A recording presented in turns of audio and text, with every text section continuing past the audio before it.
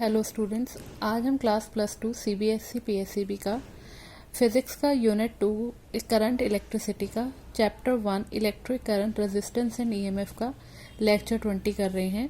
और आज हमारे पास टॉपिक है resistors in series. Resistors in series में आप देखोगे 2 और more resistors are set to be connected in series. 2 या 2 से ज़्यादा रजिस्टर तब सीरीज में कनेक्ट होंगे if same current passes through each of them when some potential difference is applied across the combination.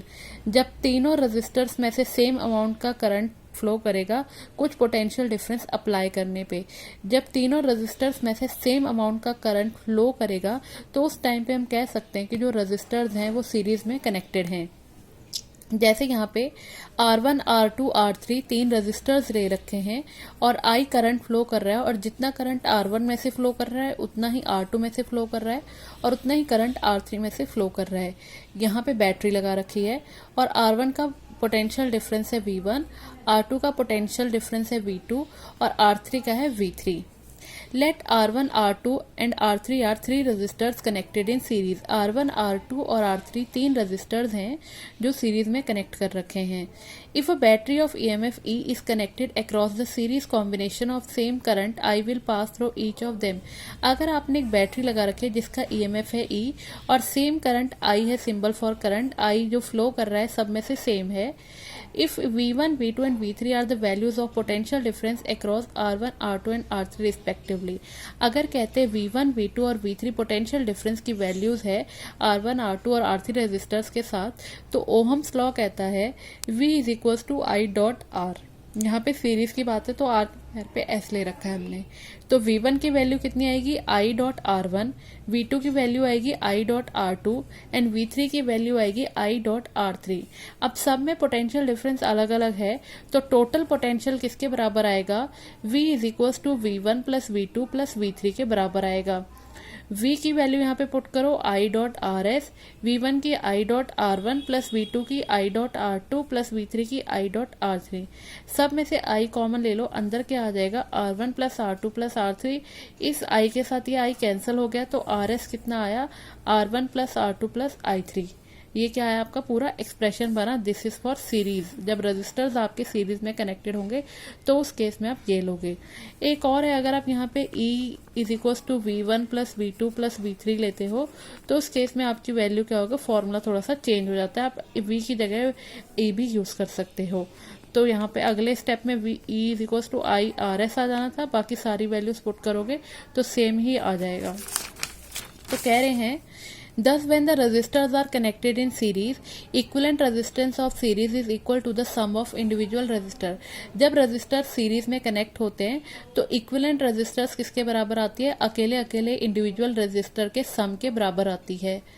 In series resistance circuit it should be remember that जब आपके जो registers होते हैं वो सीरीज में कनेक्ट होते हैं उस टाइम पे जो पॉइंट्स रिमेंबर करने वो हैं the current through all the resistor same. जो करंट है सभी रजिस्टर में वो सेम होना चाहिए।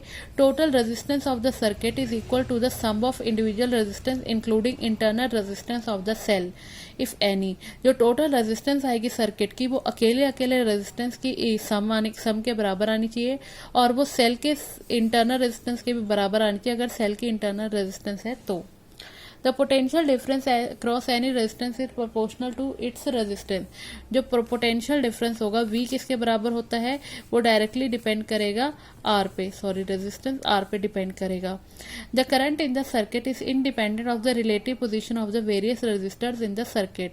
जो करंट होगा सर्किट पे उसको कोई फर्क नहीं पड़ता रजिस्टर्स कौन सा रजिस्टर कौन सी पोजीशन पे है, सिर्फ रजिस्टर सीरीज में कनेक्ट होने चाहिए, फिर वो चाहे जहां मर्जी हो करंट सब में सेम ही जाएगा। करंट क्या होगा, इंडिपेंडेंट होगा, रजिस्टर्स की पोजीशन पे डिपेंड नहीं करेगा वो।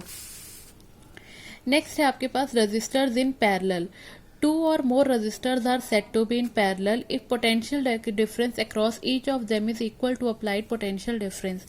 जब potential difference तीनों resistors में equal होगा तो उस केस में जो आपके resistors होंगे वो क्या होंगे, parallel में लगे होंगे। सीरीज रेजिस्टेंस में करंट सेम था, पैरेलल में पोटेंशियल डिफरेंस सेम होता है। अब जैसे ये बैटरी लगी है, आई करंट फ्लो कर रहा है, इस पॉइंट पे आने के बाद जो करंट है उसके 3 पाथ मिल जाएंगे करंट को, एक R1 की तरफ, एक R2 की तरफ, एक R3 की तरफ। तो पैरेलल रेजिस्टर जब पैरेलल में कनेक्टेड होते हैं तो करंट की वैल्यू डिफरेंट होती है, बट पोटेंशियल डिफरेंस क्या होगा, सेम होगा। Diagram shows the parallel combination, यहाँ पे कह रहे हैं डायग्राम में पैरेलल कॉम्बिनेशन दिखा रखा है of 3 resistors having resistance R1, R2 and R3। 3 resistor जिनकी रेजिस्टेंस है R1, R2 and R3। If a battery of EMF E is connected across the parallel combination, अगर आप एक बैटरी लगा रहे हो जिसका EMF है E पैरेलल रेजिस्टर्स के आसपास, तो आप देखोगे तो जो EMF होगा वो किस EMF E हो जाएगा। If I1, I2 and I3 are the values of current through the resistor, और I1, I2 और I3 क्या है, करंट की वैल्यू है रजिस्टर्स के आसपास, तो total current in the circuit, total current कितना फ्लो करेगा सर्किट में, वो होगा I is equal to I1 plus I2 plus I3 के बराबर आएगा। नाउ अब कहते हैं पोटेंशियल डिफरेंस जो है वो सबका सेम है E, देयरफॉर अगर आप ओहम्स लॉ अप्लाई करते हो तो ओहम्स लॉ क्या आएगा, E is equals to I dot R, मतलब यहाँ पे V is equals to I dot R भी आप लिख सकते हो। तो V is equals to I dot R, तो यहाँ से I की वैल्यू क्या आएगी, I की वैल्यू आएगी V अपॉन R। अब इसको हर एक में अप्लाई कर दो, I1 की जगह E बाय R1, यहाँ पे V की जगह हम E लिख रहे हैं, EMF E ले रखा है इसलिए E बाय R1, I2 की जगह E बाय R2 और I3 की जगह E बाय R3। E की वैल्यू यहाँ से पुट कर लो, जब I की वैल्यू कितनी आएगी, E बाय RP, यहाँ पे RP इसलिए ले रखा है क्योंकि यहाँ पे रजिस्टर जो है पैरेलल में कनेक्टेड है इसलिए P ले रखा है। तो इधर पे वैल्यूज को पुट करो, I की जगह क्या आएगा, E बाय RP, I1 की जगह E bye R1 plus I2 की जगह E बाय R2, I3 की जगह E बाय R3।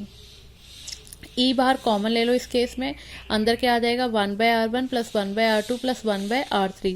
E और E कैंसिल हो गया तो 1 बाय RP आया, 1 by R1 plus 1 by R2 plus 1 by R3 के बराबर। तो when resistors are connected in parallel, reciprocal of the equivalent resistance of the parallel combination is equal to the sum of reciprocal of the individual resistance। मतलब इसमें क्या कह रहे हैं कि जब रजिस्टर पैरेलल में कनेक्टेड होंगे तो अगर आप इक्विवेलेंट रेजिस्टेंस का रेसिप्रोकल निकालते हो वो किसके बराबर आएगा, अकेले अकेले रेजिस्टेंस के रेसिप्रोकल के बराबर आएगा। मतलब इक्वल रेजिस्टेंस किसके आएगी, 1 बाय हर एक रेजिस्टेंस का इक्वल इंडिविजुअल रेजिस्टेंस का वो निकालने के बाद रेसिप्रोकल निकालने के बराबर आएगी। पैरेलल रेजिस्टेंस के केस में क्या होता है, हमें कुछ बातों को नोट करना होता है। जो टोटल करंट होता है through parallel combination is equal to the sum of individual current through various resistor. Total current अगर आपने निकालना है तो किसके बराबर आएगा, अकेले अकेले रेजिस्टर में कितना करंट फ्लो कर रहा है उसका जब आप सम निकालोगे तो आपके पास टोटल करंट की वैल्यू आ जाएगी। पोटेंशियल डिफरेंस जो होता है सारे रेजिस्टर में सेम होता है। The current through any resistor is inversely proportional to its resistance. जो करंट होता है वो इनवर्सली डिपेंड करता है रेजिस्टेंस पे। जो रेसिप्रोकल होता है टोटल रेजिस्टेंस का वो किसके बराबर आएगा, sum of reciprocal of individual resistance. अकेले अकेले रेजिस्टेंस का जब आप सम निकालोगे तो वो एक टोटल रेजिस्टेंस के बराबर आएगी। अब एक चीज़ नोट करने वाली है, जब सीरीज में कनेक्ट करते हो आप तो सीरीज में हमेशा क्या होती है, जो वैल्यू आती है वो हमेशा ग्रेटर देन होती है इंडिविजुअल रजिस्टर्स के। अब आप सपोज करो 3 रजिस्टर्स है, एक 2 ओहम का, 3 ओहम का और 4 ओहम का। जब आपने इनको सीरीज में लगाया तो टोटल कितनी आएगी, 3 + 2 5 + 4 9 ओहम। तो टोटल रेजिस्टेंस आएगी 9 ओहम जो इंडिविजुअल रेजिस्टेंस से बड़ी होगी। बट अगर आप इनको पैरेलल में लगाते हो 1 by RP 1 by 2 plus 1 by 4 plus 1 by 6, तो जब आप इनको पैरेलल में लगाते हो तो जो रेजिस्टेंस होती है वो हमेशा क्या होती है, कम आएगी। सीरीज के केस में रेजिस्टेंस क्या होती है, ज़्यादा आती है। नेक्स्ट है internal resistance of a cell. When a cell is connected in a circuit, it derives the charge in the circuit। जब आप सेल को कनेक्ट करते हो सर्किट के साथ तो सेल क्या करता है, चार्ज को सर्किट में मूव करवाता है। The rate of flow of charge is termed as current. और चार्ज का फ्लो करने को ही हम क्या बोलते हैं, करंट बोलते हैं। When the current flows through the cell its electrolyte offer resistance to the flow of current. जब करंट फ्लो करता है तो सेल का जो अंदर का मटेरियल होता है, इलेक्ट्रोलाइट होता है, वो करंट को कुछ रेजिस्टेंस ऑफर करता है। The resistance offered by the electrolyte of the cell when the electric current flows through it is known as internal resistance of the cell. जो रेजिस्टेंस ऑफर होती है सेल के इलेक्ट्रोलाइट के कारण जो रेजिस्टेंस प्रोड्यूस होती है सेल जब इलेक्ट्रिक करंट फ्लो करता है उसको हम बोलते हैं internal resistance of the cell.